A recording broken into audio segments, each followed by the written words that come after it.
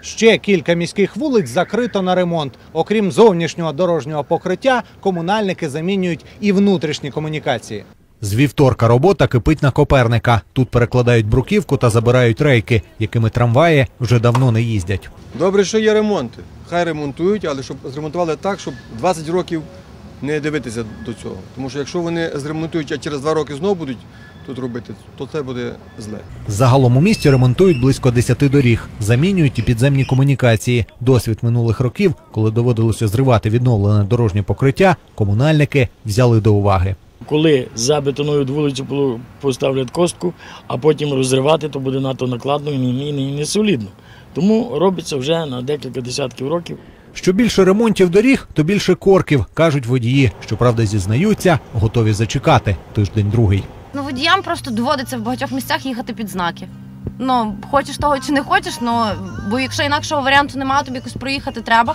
Там закрито, там перекопано, то що робити? До Дня Незалежності мають завершити і ремонтні роботи на площі Теодора. Це, кажуть у ратуші, дозволить пустити потік транспорту від Лялькового театру до проспекту Чорновола. Площі Святого Теодора по цьому відрізку.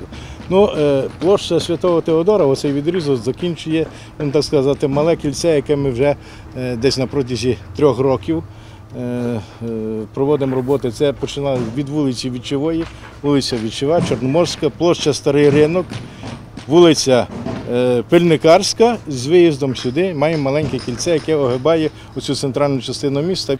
У ратуші планували полагодити більше доріг цього року, але все, як завжди, впирається в кошти. Через нефінансування, непоступлення коштів з державного бюджету ми сьогодні не маємо змоги завершити окремі вулиці, ті, які розпочаті в минулі роки.